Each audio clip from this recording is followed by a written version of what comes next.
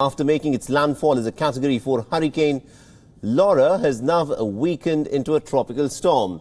The Hurricane Laura tore off roofs and also shredded buildings in the southern U.S. state of Louisiana as it slammed into the coast early Thursday, resulting in the deaths of at least 4 people.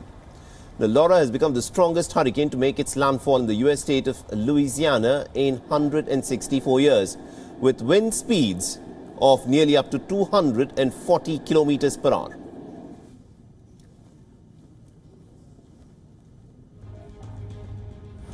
It was wild.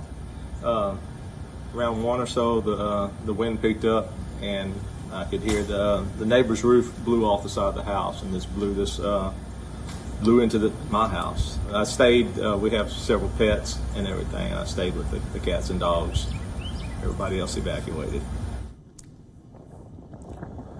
Now, the area in the direct path of Laura is home to about 4 million people, but most of them have been evacuated. 500,000 residents have been told to leave parts of Texas and Louisiana. Search and rescue teams have been deployed in different parts of the area to help the affected people. The temporary housing has been hastily organized outside of the surge zone for the residents who have been evacuated.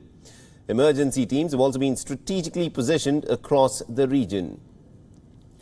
The Louisiana governor has asked residents in 3 southwest communities to stay indoors and keep their windows and doors shut after a chemical fire erupted at a chemical plant in Louisiana hit by the hurricane, pumping dark smoke into the sky.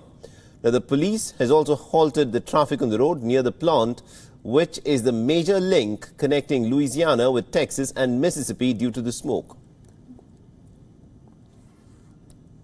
Discuss in particular a chlorine gas chemical fire at Biolab in Westlake that has resulted in us asking the citizens of Westlake and Moss Bluff to be cognizant of what's going on and to shelter at home.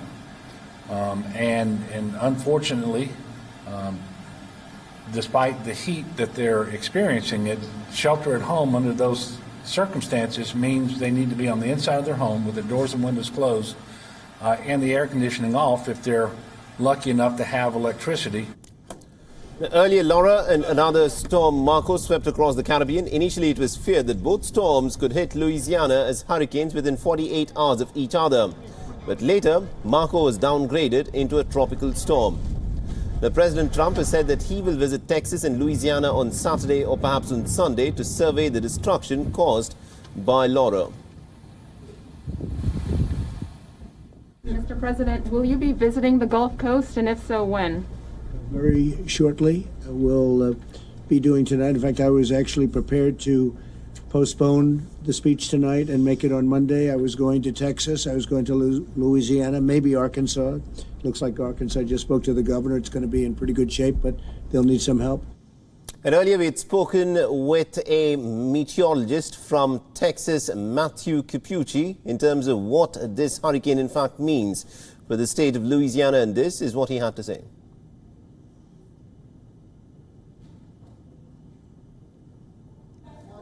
Meteorologist Matthew Cappucci is now joining us live from Texas for more on that. Hi, Matthew. Thanks for being with us at such a sensitive time. What's the latest that we have at this point? Well, the good news right now, Laura has weakened into a Category 1 storm with winds right around 110 kilometers per hour. But last night when it made landfall, it was a Category 4 with a significant storm surge and winds over 200 kilometers per hour. I was in a research truck. We gusted to around 170 kilometers per hour. The entire truck was shaking back and forth, and there's a big stretch about 60 kilometers wide with significant damage, like what you would see in a tornado. I've seen semi-tractor trailers toppled and thrown. I've seen roofs removed from homes, entire buildings collapse, and unfortunately a significant area of damage that will take a long time to recover from. Right, there are reports of the chemical fire as well, as a result of which residents around that area and as many as 3 southwest communities have been asked to leave. Yeah, that's correct. Unfortunately, that area, Lake Charles, bore the brunt of this storm. When the storm moved through last night, it was affected by the northern eye wall. So essentially this donut of very strong winds, upwards of 200 kilometers per hour, that circle around the eye. And Lake Charles was under that. for about 2 hours' time, and then the eye, and then another 2 hours of the southern eye wall. So they really saw the worst conditions, even though they were well inland. In addition, you had a significant storm surge of several meters as well. But that chemical fire ongoing right now, we have one of the largest oil refineries in the world in this area, or at least in the United States. So many power plants, many chemical plants, and a lot of areas that were severely affected by this storm. Matthew, thanks very much for joining us with the very latest. We're, of course, coming back to you as and when we have a better sense of the path that Hurricane Laura is taking at this point.